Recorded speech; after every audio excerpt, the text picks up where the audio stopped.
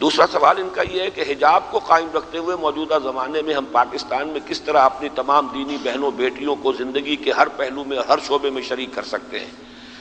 ماؤں کی مجبوری بچوں کی شریعت کے اعتبار سے تربیت بھی اس حد تک متاثر نہ ہو کہ ان کی خدمت، خدا نہ خواستہ بچہ دین کی تعلیم سے ہی نابلد رہے، براہ کرم یہ بھی بتائیے کہ اس بڑھتی ہوئی بے حجابی کے سیلاب کو کس طرح روکا جائے؟ دیکھیے، میں نے یہ نہیں کہا کہ عورتوں کے لیے کام کرنا لازم ہے، میں تو شریعت کا یہ حکم بتا رہا ہوں، حرام نہیں ہے۔ کوئی عورت ہے، شوہر فوت ہو گیا ہے، وہ اپنے بچوں کے لیے خیرات بھی نہیں لینا چاہتی، زکوٰۃ بھی نہیں لینا چاہتی، کام کرنا چاہتی ہے، تو کوئی حرام اس کے لیے؟ ہر کام کرے گھر میں بیٹھ کر۔ ہماری کتنی خواتین ہیں بیواؤں نے جنہوں نے بچوں کو پالا ہے سلائی کر کر کے، یہ کام ہوتا کہ نہیں؟ گھر میں بیٹھ کے سلائی کرنا، کاٹیج انڈسٹری کو رواج دیجیے، کام کرنے میں کیا برائی؟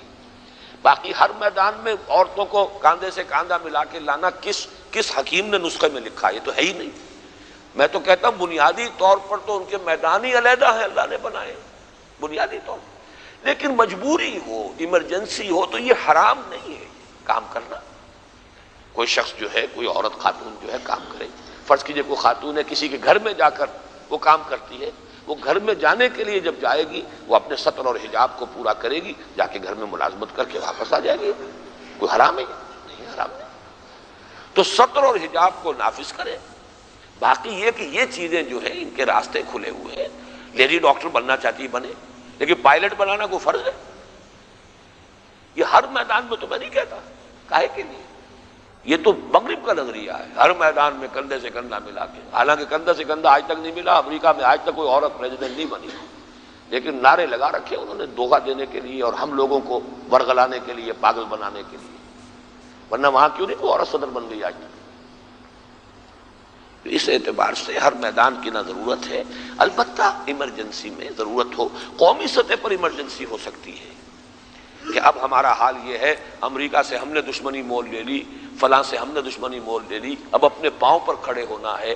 جب تک انڈسٹریل پروڈکشن نہیں ہوگی ہم کیسے اپنے جو ہے پاؤں پر کھڑے ہوں گے؟ عورتوں کو بھی کام کرنا چاہیے، کریں عورتیں کام، لیکن عورتوں کے لیے یہ ہے جیسا کہ میں نے کہا، ایک تو سب سے پہلے پرائرٹی ہوگی کہ کاٹیج انڈسٹری کو آپ رواج دیں، جو کام گھروں میں رہ کر عورت کر سکے، نہ آنا جانا ہو، نہ نکلنا ہو، نہ وقت صرف ہو، نہ وہ اپنا میک اپ کرے اور نکلے اور جائے، کہیں جانا ہی نہیں، گھر میں بیٹھی کام کر رہی۔ تو جو نیشنل لیول پر پروڈکشن ہے اس میں تو حصہ ہو گیا اس کو۔ دوسرے یہ کہ آپ ایسے انڈسٹریل یونٹس بنا دیں، 4 گھنٹے کی رکھیں شفٹ، اس میں بجائے 8 گھنٹے کی، 4 گھنٹے عورت نکال سکتی ہے کہ گھر میں جائے اپنے اور گھریلو کام بھی کرے اور 4 کام کر لے۔ اس میں یہ ہے کہ عورتوں کا ہی وہ یونٹ ہو، عورتیں سپروائز کریں، تو انٹرمکسنگ نہیں ہونی چاہیے۔ یہ ساری چیزیں آپ کو کرنی پڑیں گی، سمجھانا ہوگا لوگوں کو۔ اس اعتبار سے میں ان چیزوں پر اس لیے تفصیل سے بات کر رہا ہوں۔